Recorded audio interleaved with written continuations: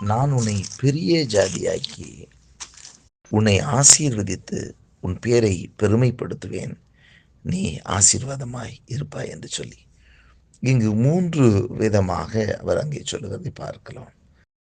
நான் உன்னை பெரிய ஜாதியாக்கி உன்னை ஆசீர்வதித்து உன் பேரை பெருமைப்படுத்துவேன்.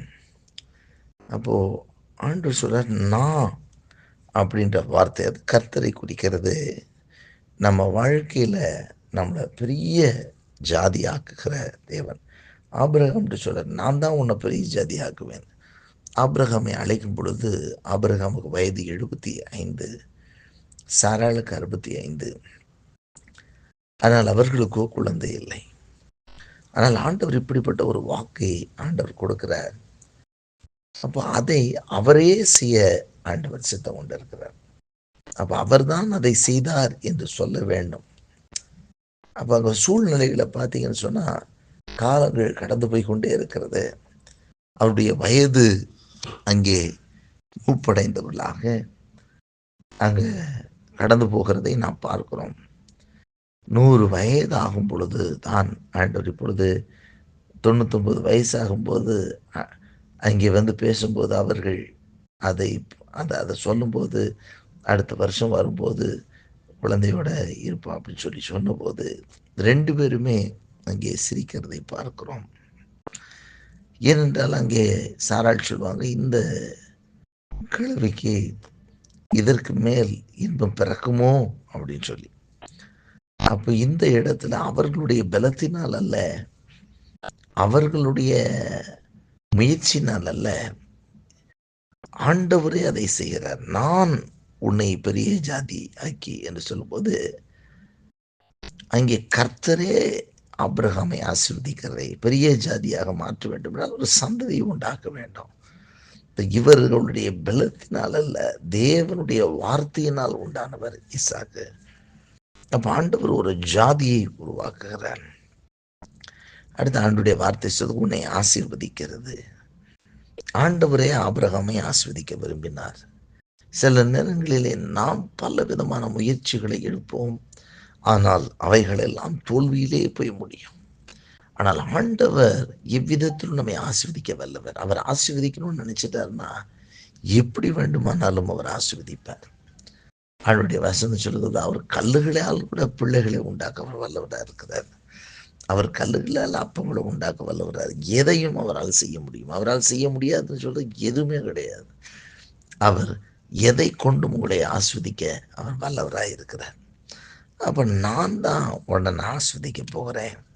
அது கர்த்தருடைய ஆசீர்வாதத்தினாலே அவர் ஆசீர்வதிக்க விரும்புகிற ஒரு தேவன். ஆகவே உங்களுடைய வாழ்க்கையில் ஒருவேளை இவ்வளவு நாள் நீங்கள் பட்ட முயற்சி பிரயாசம் இதிலெல்லாம் வராத ஆசீர்வாதங்கள் ஆண்டவர் ஆசீர்வதித்தால் அங்கே அது வந்துவிடும். ஆண்டவருடைய ஆசீர்வாதங்கள் அங்கே வரும் பொழுது அது ஆசீர்வாதமாய் அமையும். 3வது இதில் சொல்றார், உன் பேரை பெருமைப்படுத்துவேன் என்று சொல்லி ஆண்டவர் பேசுகிறதை நாம் பார்க்க முடிகிறது. இன்னைக்கு தற்பெருமை பேசுகிறவர்கள் ஏராளம் உண்டு. தங்கள் பெயரை தாங்களே பெருமைப்படுத்திக் கொள்ளுகிறவர்கள் ஏராளம் உண்டு.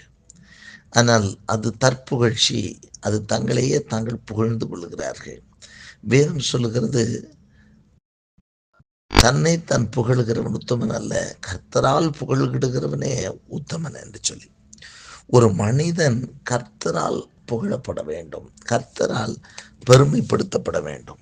இங்கே சொல்லுகிறார், ஆண்டவர் சொல்றாரு, நான் உன் பேரை பெருமைப்படுத்துவேன். உன் பேரை பெருமைப்படுத்துறது நான் தான். அப்போ கர்த்தர் ஒரு மனிதனுடைய பெயரை பெருமைப்படுத்தும் பொழுது அது மகிமையாக இருக்கும், அது ஆசீர்வாதமாக இருக்கும். அப்போ ஆண்டவரே ஒரு மனிதனுடைய பெயரை பெருமைப்படுத்துவேன் என்று சொல்லி ஆண்டவர் வாக்கு பண்ணுகிறார். அப்போ ஆபிரகாமுக்கு ஒரு கீர்த்தியும் புகழ்ச்சி உண்டாகும்படியாக அவன் பேரை பெருமைப்படுத்த விரும்பின ஆண்டவருடைய வார்த்தை சொல்லுக்கு 3வது, நான் அவன் பேரை பெருமைப்படுத்துவேன் என்று. இந்த 3ஐயுமே யார் தான் செய்கிறது அப்படின்னா அவர் தான். அதான் சொல்றார், நான் உன்னை பெரிய ஜாதியாக்கி, அடுத்த கமா போட்டு சொல்றாரு உன்னை ஆசீர்வதித்து, அப்புறம் கமா போட்டு சொல்றாரு உன் பேரை பெருமைப்படுத்துவேன் அப்படின்ட்டு கடைசியா சொல்லும்போது சொல்றார், நீ அவர் இதை செய்யும் போது நீ ஆசீர்வாதமா இருப்பாய். அப்ப நம்மை கர்த்தர் ஆசீர்வதிக்க வேண்டும். நான் என் சுய பலத்துல என்னோட இதுல வந்துட்டேன் அப்படின்னு சொல்றதுக்கு இல்லை. ஒரு மனிதனுடைய வாழ்க்கையில கர்த்தர் அவனை பெரிய ஜாதியாக்கி அவனை ஆசீர்வதித்து அவனை பேரை பெருமைப்படுத்தினார்னா அவன் நிச்சயமாக அவன் இந்த உலகத்திலே அவன் ஆசீர்வதிக்கப்பட்டவனாகவே தான் இருப்பான். அப்போ ஆபிரகாமுக்கு சொல்லப்பட்ட வாக்குத்தத்தங்கள் வேதம் சொல்லுகிறது, கிறிஸ்து இயேசுக்குள் அது ஆம் என்றும் ஆமென் என்றும் நமக்கு பலிக்கிறது என்று சொல்லி, நாம் ஆபிரகாமின் சந்ததியாராயும் நாம் கிறிஸ்து இயேசு உட்பட்டவர்களாய் இருந்தால் ஆபிரகாமின் சந்ததியாராய் வாக்குத்தத்தத்தின்படி சுதந்திரராயும் இருக்கிறோம் என்று சொல்லி வேதம் சொல்லுகிறது. அப்படியானால் நாம் அந்த ஆபிரகாமின் வாக்குத்தத்தங்களுக்கு சுதந்திரராய் நாம் இருக்கிறோம் என்று சொல்லி வேதம் சொல்லுகிறது. அப்ப இதை நாம் சுதந்திரம் கொள்வதற்கு நாம் பாத்திரம். ஆனால் அதை பெற்றுக்கொள்வதற்கு என்ன தேவைன்னா, ஆண்டுடைய வசனம் சொல்லுகிறபடி நாம் கிறிஸ்துவின் உடையவர்களாக இருக்க வேண்டும். நாம் கிறிஸ்துவை உடையவர்களாக வேதம் சொல்லுகிறது. கிறிஸ்து எனக்கு ஜீவன், சாவி எனக்கு ஆதாயம் என்று சொல்லி அப்போஸ்தலனாகிய பவுல் சொல்லுகிறதை பார்க்கணும். நாம் கிறிஸ்துவை உடையவர்களாக இருக்க வேண்டும். அப்போஸ்தலனாகிய பவுல் சொல்லும்போது சொல்லுகிறாரு, நான் நியாய பிரமாணத்தினால் வருகிற நீதியை உடையவனாயிராமல் கிறிஸ்துவுக்குள் இருக்கிறவனாக காணப்படும் பொருட்டு நான் ஆண்டவருடைய வசனம் சொல்லுகிறது, நான் எல்லாவற்றையும் குப்பை நஷ்டம் என்று விட்டுவிட்டேன் என்று சொல்றார். நான் கிறிஸ்துவுக்கு நான் காணப்படும்படிக்கு நியாயப்பிரமாணத்தினால் வருகிற நீதியை உடையவனாய் இராமல் தேவனை பற்றுகிற கிறிஸ்துவை பற்றுகிற விசுவாசத்தை உடையவனாய் இருந்து கிறிஸ்துவுக்குள் இருக்கிறவனாக காணப்படும்படிக்கு எல்லாவற்றையும் குப்பையும் நஷ்டம் என்று விட்டுவிட்டேன் என்று சொல்லி பிலிப்பியர் நிருபத்திலே அவர் அங்கே எழுதியிருக்கிறதை நாம் பார்க்க முடியும்.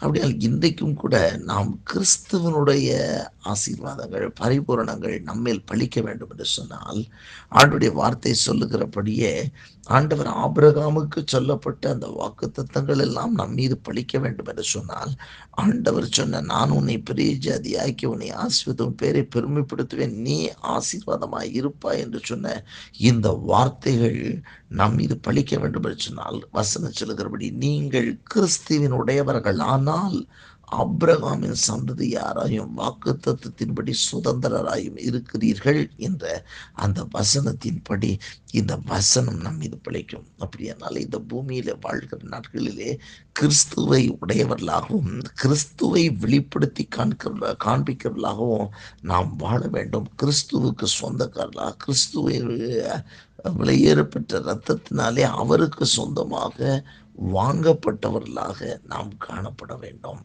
அப்படி நாம் கிறிஸ்துவின் உடையவர்களாக நாம் காணப்படுவோம் என்று சொன்னால், நிச்சயமாக ஆண்டுடைய வாக்குத்தத்தங்கள் அவர் சொன்ன அந்த வார்த்தைகள் நம்முடைய வாழ்க்கையிலே நிச்சயமாகவே அது பலிக்கும். ஆண்டுடைய வசனம் நம்முடைய வாழ்க்கையிலே அது செயல்படும். எப்படி ஆபிரகாமுக்கு சொன்னாரோ, நான் உன்னை ஆசீர்வதித்து உன் பேரை பெருமைப்படுத்துவேன் என்று சொன்னாரோ, நான் உன்னை பெரிய ஜாதி ஆக்குவேன் என்று சொன்னாரோ, அந்த வார்த்தைகள் எல்லாம் நாம் ஆசீர்வாதமாக இருக்கும்படி அந்த வார்த்தைகள் நம்மிலும் நம்முடைய குடும்பத்திலும் நம்முடைய காரியங்களிலும் செயல்படுகிறதா இருக்கும். அப்படியானால் இதற்கு ரொம்ப அவசியம். ஆண்டுடைய வாக்குத்தத்தங்களும் வார்த்தைகளும் என் வாழ்க்கையில் செயல்படுவதற்கு நான் கிறிஸ்துவை உடையவனாக இருக்க வேண்டும், கிறிஸ்துவை வெளிக்காண்பிக்கிறவராக இருக்க வேண்டும் என்பதை நாங்கள் பார்க்கிறோம். இந்த நாளிலும் கர்த்தர் அப்படி அதை செய்ய போகிறார். ஆண்டவர் சொன்ன வாக்கின்படி ஆண்டவர் உன்னை ஆஸ்வதிக்க போகிறார். நான் உன்னை பெரிய ஜாதியாக்கி உன்னை ஆசீர்வதித்து உன் பெயரை பெருமைப்படுத்துவேன், நீ ஆசீர்வாதமாய் இருப்பாய் என்று சொன்ன வார்த்தை ஒவ்வொருடைய வாழ்க்கையிலுக்கு தன் நிறைவேற்ற